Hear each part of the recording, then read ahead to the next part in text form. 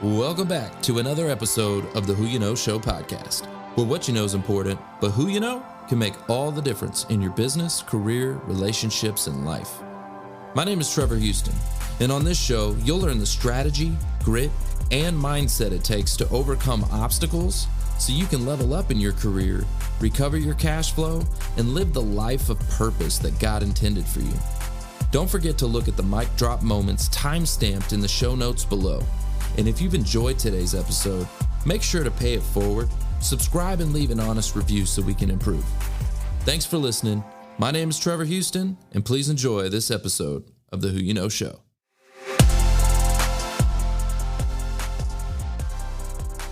Hey, we got Brandy Schade in the house. How many of you would love to make some money, get paid to do what you love, the thing that drives you?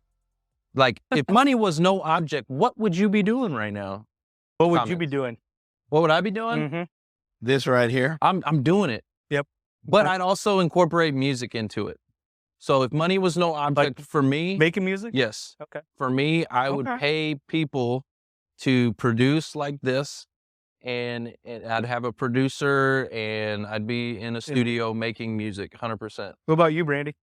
What would you do? Money knows no object. Yeah, so I do what I love, right? And I think that's one of the key points is that when you have a passion of something that you want to do, you need to do it, whether you get paid or not, Right. because that's how you learn how to do it. 100%. And that's how you become good at it. So now not only do you have the passion for it, now you have the experience and the expertise. And when you're mashing those two things together, it's very magical. So Trevor's got half of the equation figured out because you know what you would love to do. Now, you may have reasons that you have laid out that you're not going to do it. But if you really push those reasons aside, what people might think about you, you know, what's expected of you, maybe the responsibilities that you have to take care of. If you were able to, you know, just spend some time doing the thing that you love, then you get really good really fast. And all of a sudden, then people start recognizing you for that thing that you're doing and acknowledging you for that thing that you're doing. And when people are acknowledging what you're doing, they do exactly what Foster does for me. He says, Brandy, come talk over here and come do this show over here and come work with my people here because what you do is phenomenal. So the only way I can get to do what I love to do is by doing it. And then when I do that and it gets out, the word gets out, then essentially that's what I end up doing. And then I essentially get paid for it eventually. I 100% agree with that. And it's about the first step, which is quit making the excuses and just go. You got to start. You got to take action somewhere. And realizing if there is a fear. Yeah. Or if there is a reason, or if there are things that are stopping you and addressing those things. Because once you address them and they're no longer reasons why you don't do it, then you just do it. For me, like, I gave up on my passion of music. Like, you asked, what would I do? What else would I do? And I said music. I used to be very good with music, and I say used to. When I was younger, I played in the orchestra, and I played the stand-up bass. Oh, really? And I used to write music. Slapping the bass. Slapping the bass, yeah. And anyways, but like life, I grew up and then it was like, I got to make a paycheck. So I literally, this is one of those things that I tell people all the time is like, sometimes life slaps you in the face and the realities of like, you got to go make money, but that's an excuse. But also what's fascinating about Trevor's path is that come full circle now he's doing things like this, these shows. Right. And he has the musical background.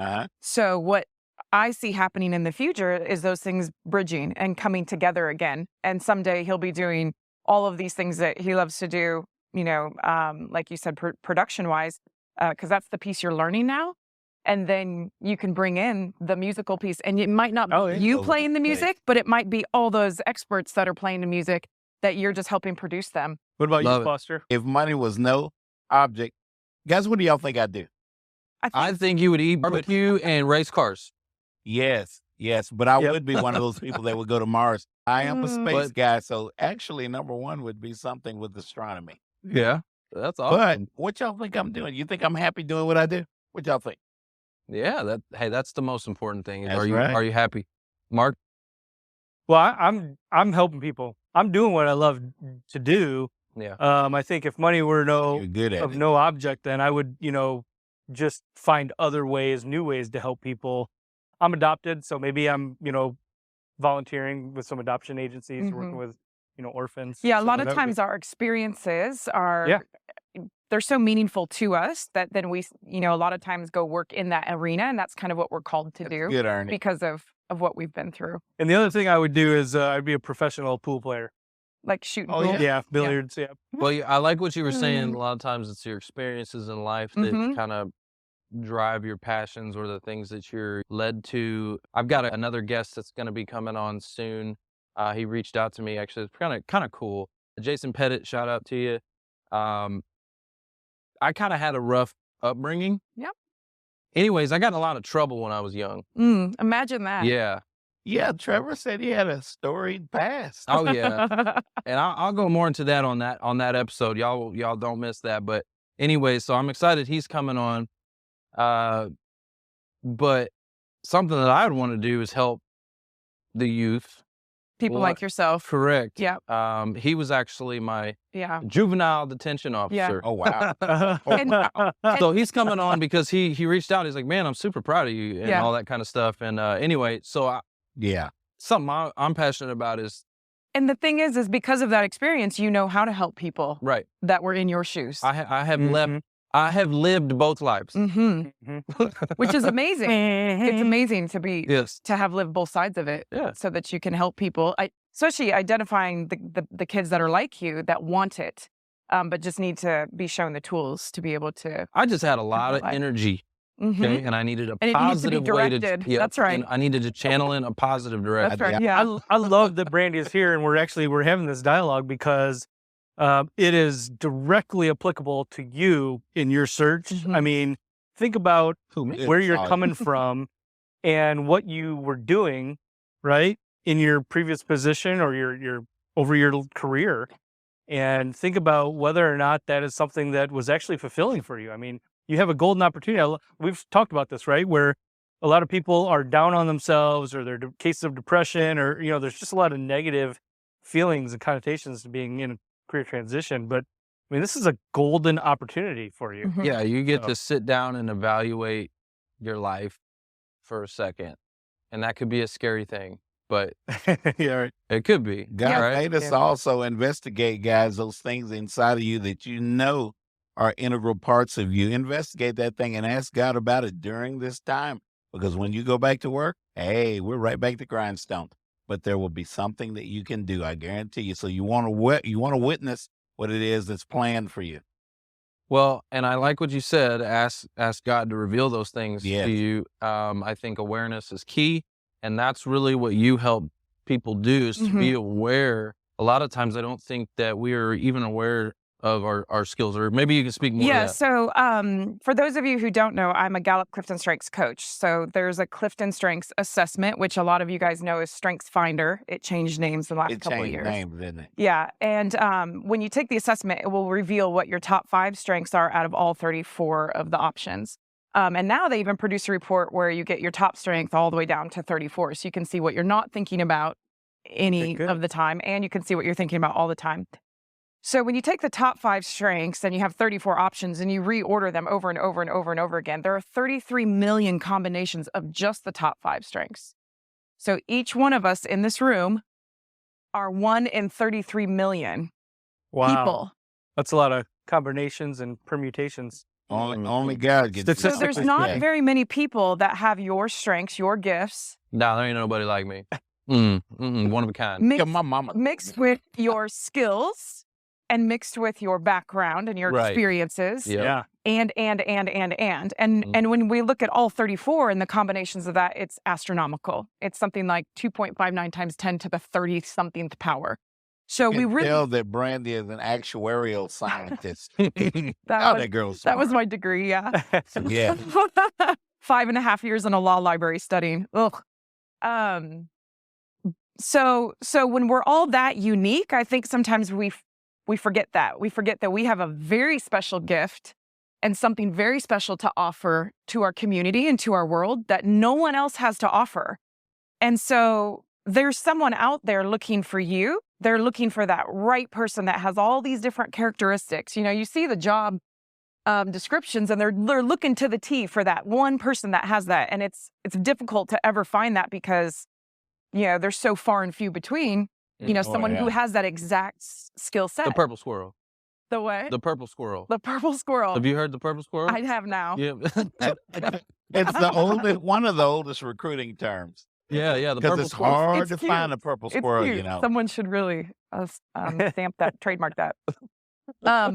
So when I sit down with someone, first of all, we reveal their strengths, which they may not have even ever known. Like when I got my strengths back and I found relator, I was like, what is a relator? No one has ever told me in my entire life as a child or in high school that a relator was a strength of mine. So when I got this assessment back that said you're a relator, I said, okay, what is that? And it said, well, you should have one-on-one conversations with people. You should network one-on-one. You should encourage deeper conversations and relationships with people. So my number one strength is achiever, which means I'm overachieving, especially in the workplace.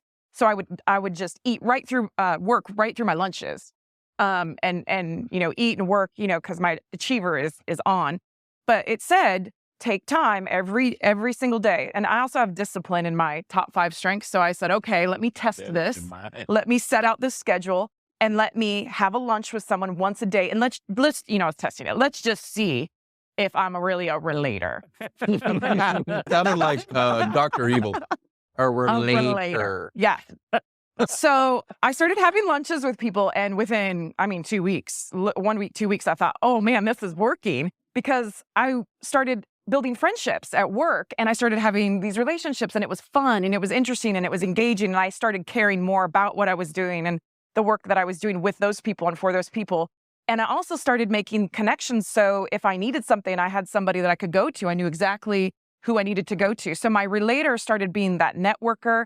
It started giving me the connections that I needed to be successful and be top performing. And I couldn't believe that taking that hour at lunch and having some time with somebody was actually going to improve my productivity rather than diminish it, if that makes sense. So the first step is to understand your strengths and really what they mean. And then you go, okay, let me practice them and start applying some things and seeing how they're working so you can start understanding how they manifest for you. Because a relator with, let's say, another strength of competition is going to relate with other competitors, where a relator with strategic is going to relate with strategic people. So there's differences based on the combination of strengths that you have, which is that beautiful uniqueness that I was talking about before. So once you understand who you are, and part of that is taking that back to, what did I love? Growing up, when was a time that I woke up in the morning, I couldn't wait to get out of bed and do that thing. And then, at night when I'm going to sleep, I keep thinking about it and I can't wait to do it again. And then when it's over, I really missed it. Like, it was just such a good time. And you can feel it, right? The energy was correct. You were aligned with who you were, what you were doing at that time, the people around you, maybe the leaders in that environment that were giving you the opportunity. And so those are huge green flags that are telling you belong here. This is what you're supposed to be doing. This is where you are thriving. And when you are having fun and you're engaged and you're thriving, of course, you're going to be uber successful, and feel great. And the rest of the people benefit from that too. There's a strength called individualization, which is a people management strength. They just see how to interact with each individual and cater to their nuances, get them to be productive, and they know how to motivate them. And then they also pair together people to create really productive, high-performing product teams. And that person usually sort of devalues themselves because they are looking outward towards other people all the time. And they're seeing what everybody else can be and what they can do. And they are really a crucial piece. They're basically the coach, right, to help other people do that. Individualizers don't know that they have that as a child, because when do they get the opportunity? Right. It's never fostered. To run a team. Yeah. When do they get the opportunity to actually build a team, run a team, manage a team? So usually they're a little bit late bloomers on that strength because they don't even know they have it. Yeah. And they don't even know to place themselves in an environment or in a position to use it and to flex the muscle and to grow it.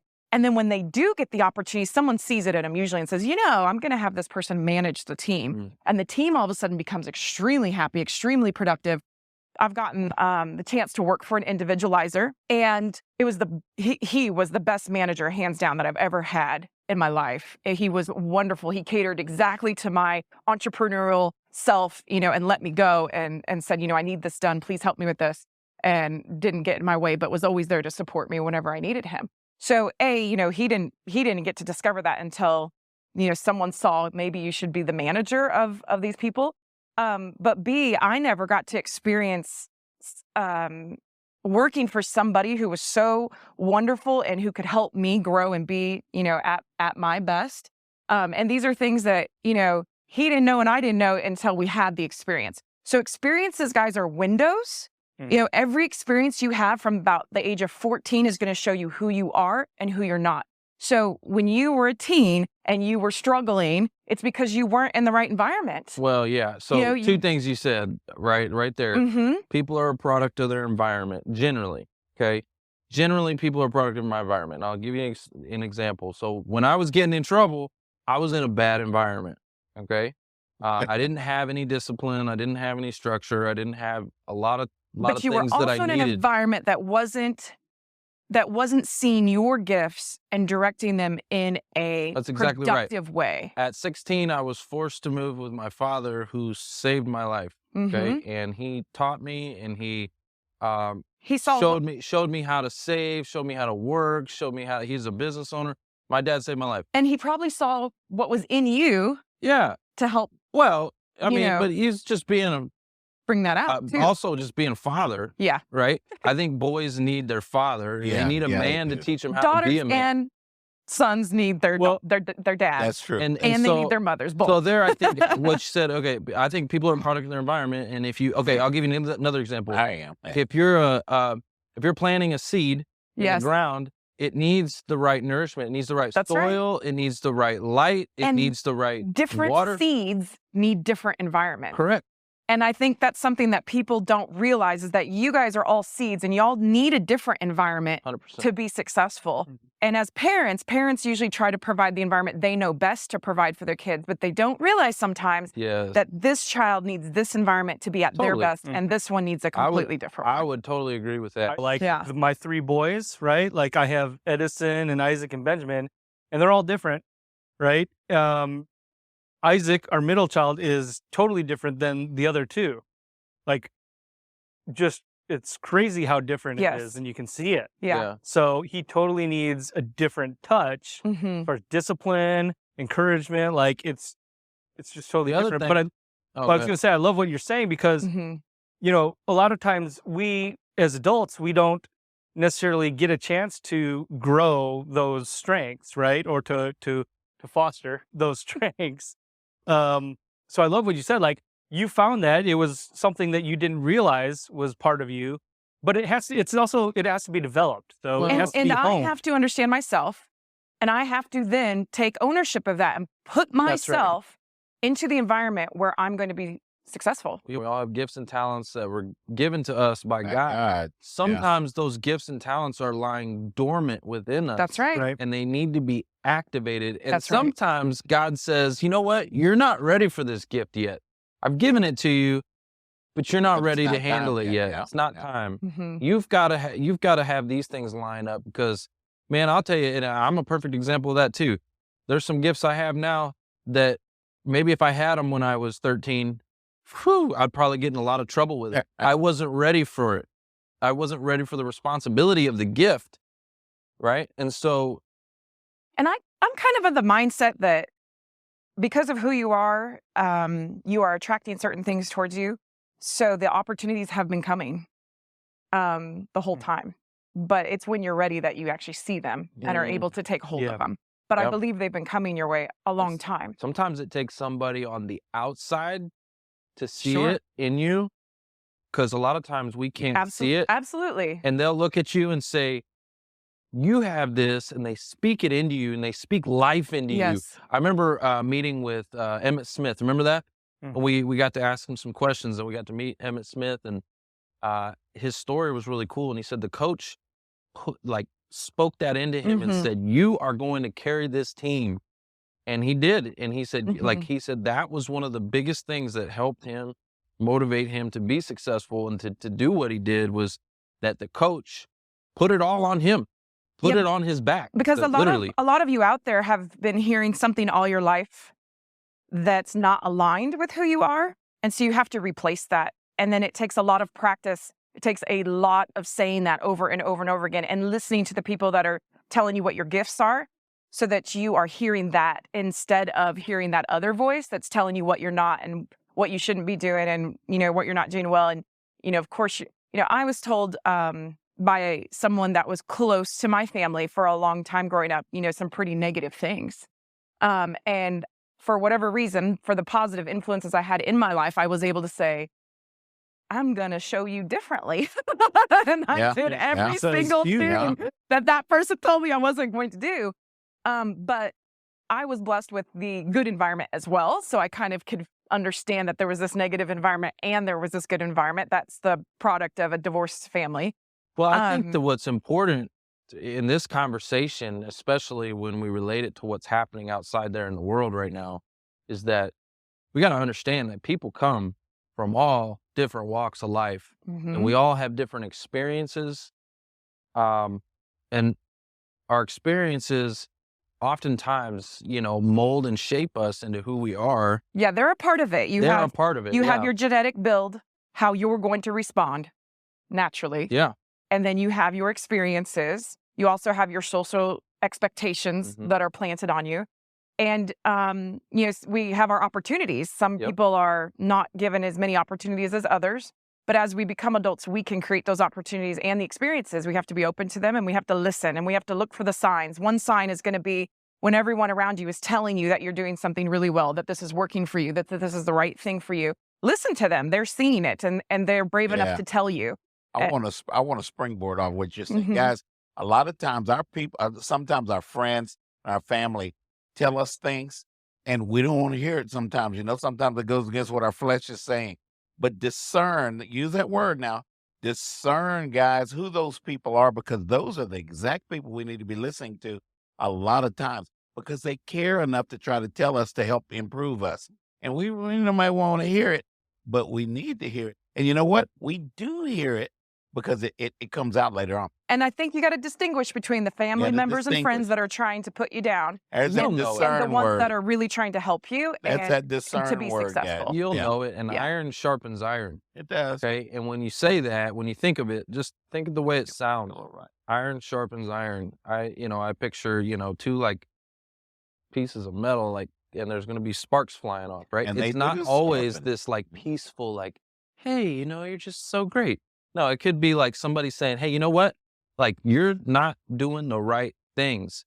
You need to be doing this. Sometimes that causes a friction and a spark, and sometimes that's what we need. Well, exactly what you're talking about, your situation, somebody being negative, right? And getting you to drive, right, against what they're saying. I mean, that's just being refined through fire, right? I mean, that's refined. And it was my response to it because of who I am. And I think that's a really important thing to talk about in today's session here that we're having. It's like a session, right? It's like a counseling we're talking it out. We're working it out. So if I say to Trevor, you going to beat me? Yeah. He's going to be like, what? I'm going to beat you. He's going to step up to the challenge. Oh, beat. Not beat me with a stick, but beat me in a race. I was like, let me put some context. Context is real low for me. We're in a race. Okay, there you go. We're in a race. And I say, you going to beat me? You going to beat me? Let's go. He's going to go, I'm going to whoop you. Oh, yeah. He's super competitive. He wants to be number one, and he's going to whoop you. That's true. Now, if I say that to a harmonic person, okay, if I say, you're going to beat me, you're going to be like, I don't want to even do this. I don't want to compete. Well, now that you put it that way. I don't want to play, so. I was going to participate, but now can't we just all do it together? Where's the participation trophy?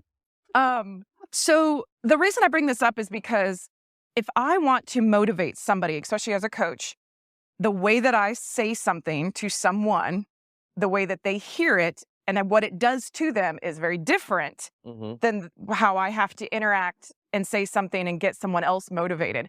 So what Mark needs to hear or what Foster needs to hear is going to be very different. That's true. Than what you're going to need to hear, even if I'm trying to say similar things to all three of you. So when I was in the auto industry, manager, coach, whatever you want to call him, supervisor, this guy, love him to death, man. It's a love-hate relationship.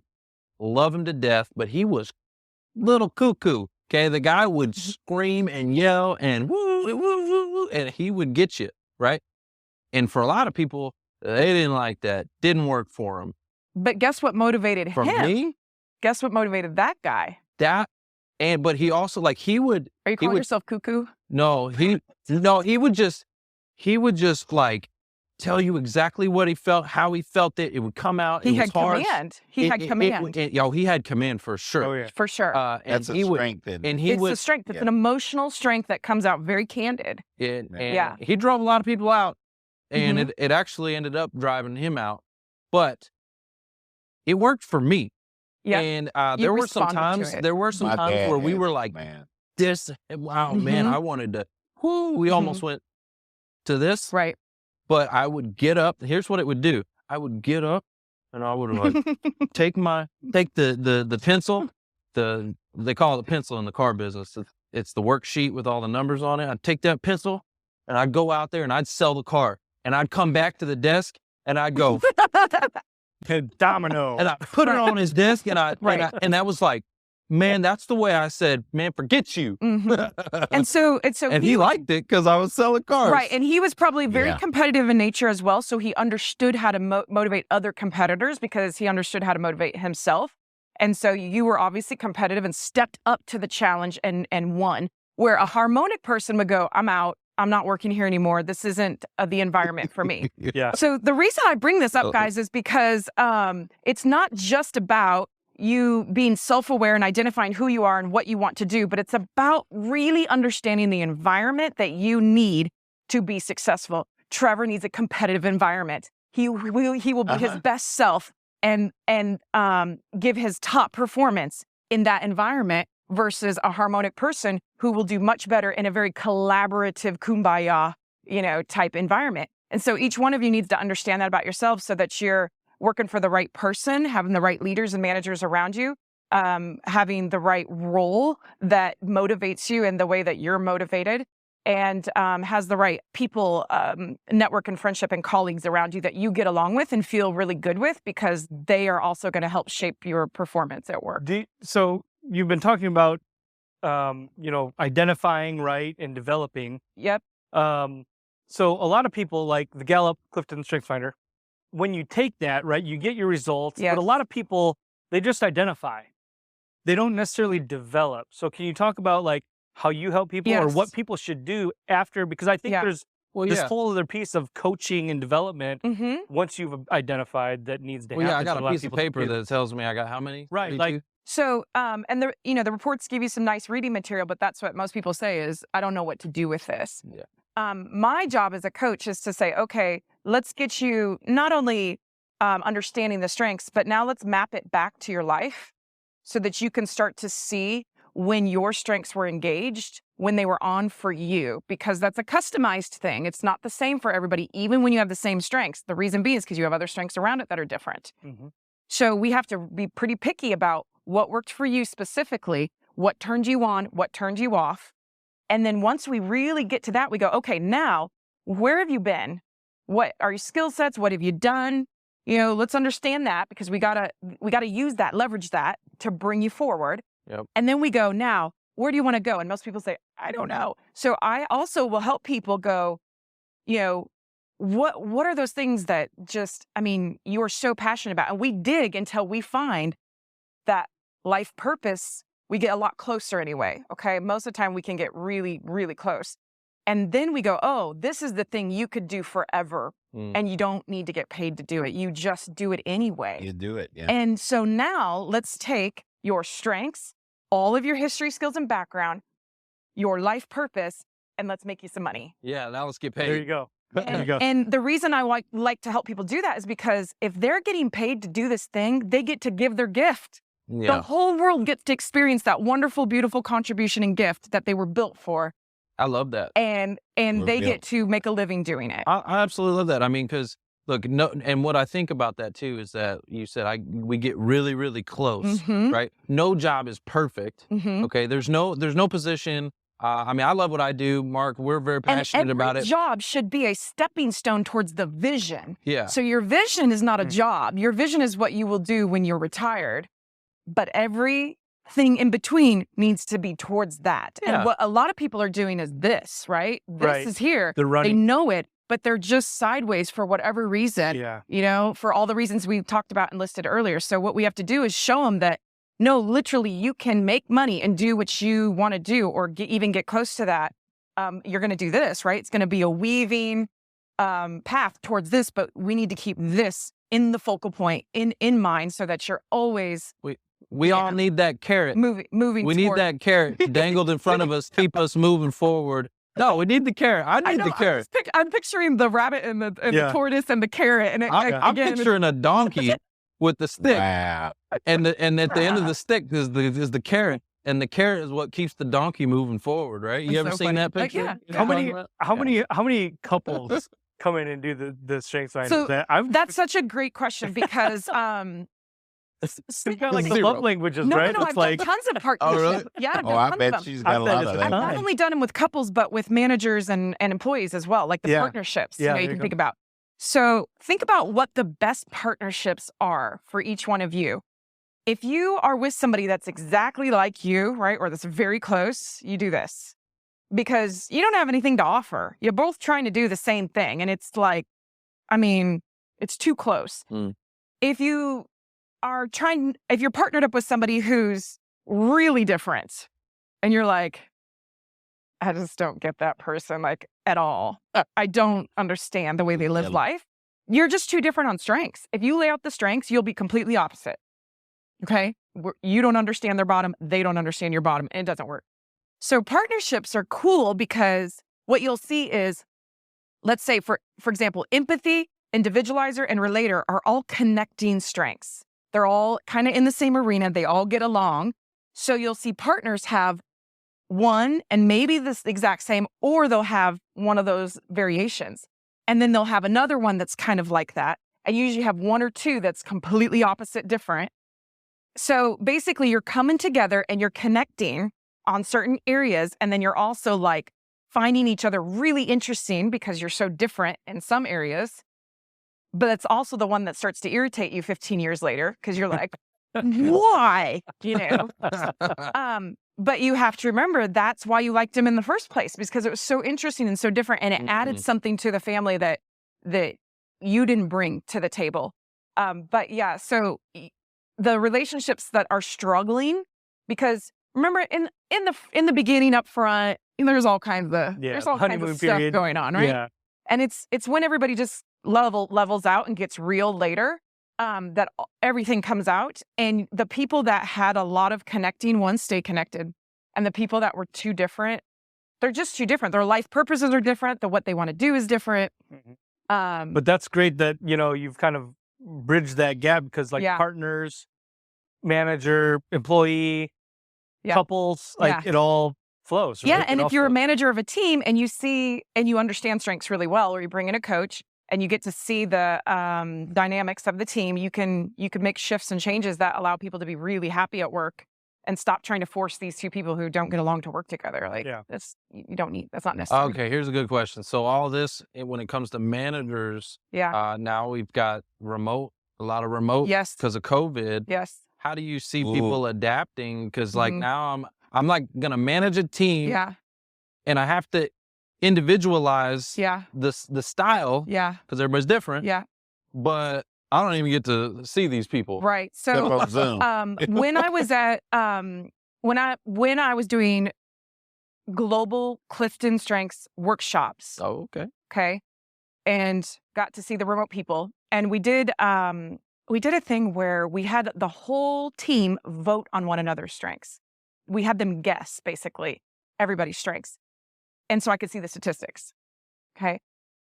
Remote people were the most disengaged from a strength perspective across their strengths because nobody knew them. Nobody got to interact with them. No one got to see their gifts or experience it. And so they were the ones that had the highest turnover. So this type of stuff is so important during this time because you have to know somebody without knowing them. And this is a good way to do that. If you take an assessment, you understand more what they need and who they are. And you've just opened up the communication between the manager and the employee or colleagues to be able to talk about these things. Oh, so you're a relator, I'm a relator. Let's talk about it, right? So it creates something to allow those people to connect and engage commonality and have a conversation on the phone because that's hard for people, right? To talk to some stranger on the other line. On the other line. Yeah. Most people in corporate America, most leaders, and I did this. Oh, I'm giving my secret. Guys, you have to lead people without letting them know that you're doing that you're leading them. There's a difference between a boss and a leader. Oh, yeah, totally. And so if you lead with motivation, you see the strengths that people have, you encourage them on those strengths in certain things, you can get certain things done, and they'll go to the ends of the earth for you. Yeah, they'll do what they want to do, which is use their absolutely, and they know they're good at it. I love this. This is a great conversation. So there's a lot of changes when it comes to this COVID, and I think managers need to be thinking about these things. How do people connect with you so that if they want to sign up or take the assessment or get the coaching? Yeah. So you guys, all of you out there, please connect with me on LinkedIn and just tell me, I saw you on the Job Networking Show so that I know who you are. And I'm happy to connect with all of you. You can ask me any questions that you have. Some people just want to know how to get to the assessment. You can go to Gallup, Clifton Strengths. There are 3 options. You could take the $20 assessment, which gives you the top 5 strengths. You can take the $50 assessment, which gives you all 34. And then if you've already taken the top 5 in the past, but you want to reveal all 34, then you take the third, it's called an upgrade, and you actually don't have to take the assessment at all. It just reveals the rest of the strengths to you. If you're wanting an analysis, you can reach out to me and we can figure out, I'm doing the pandemic special right now, which is you tell me what you want to pay. Because people just are in that boat where they just have so much to give to this kind of stuff, to the analysis and to the coaching both. If you do want to do coaching, we do the analysis and we do the coaching. We sit down. It usually is 2 hours that I sit down with people and we just hammer down into I love that. What are your strengths? What's your vision? Where are you trying to go? What did you have going on? How do we leverage that? How do you position yourself in the market today? I'd really try to help with connections and which companies to go work for and which job roles. I'll give you a quick example. Yesterday, I was talking to someone and, I just listened for a good 30 minutes, right, of all the things she was saying and how she was, really kind of leaning into the project management. And so she was taking the, what's the product owner Scrum Master training, stuff. Yep. But she was saying, but I really want to stay in, the engineering side, but I'm not an engineer. And, she's just going all in these circles. And I said, I think you want to be a business systems analyst. And she said, well, what is that? And we look it up and there's 400 jobs in Dallas-Fort Worth needing business systems analysts. Yeah, there are a lot now. of those. Yeah. And it's the person that they need somebody who can talk to the business, who can talk to the IT, who can be kind of a project manager, but who's really involved, who can talk to the customer. So as we went through that and we said, but you need to be on a very technical platform because she had restorative as a strength, which means she has the ability to solve complex problems and she is attracted to complex problems. So we wanted a complex platform system that she could be a business system analyst for so that she was engaged on multiple levels on her strengths. And that kind of role, that kind of company, that kind of platform is looking for her. They need her. So if she positions herself for that, they will find her and they will bring her on because they need her. They're looking for her. I love it. She's got a gift. Okay. That is her gift. Your gift is helping other people find their gift. That's right. That's it. You help people find their passion, and I love that. I think it's super cool. And we figure out the tangible steps, right? We go, okay, now we got to go back to life. It's practical. Right. What do we do today to get you here? Yeah, all the little bitty steps along the way, because it may be a journey. Yeah, it may be implementation, right? Implementation. Yes. Yeah. You have to implement. And we have to, coach them to implement in a way that works for them. Thanks for listening to the Who You Know Show podcast.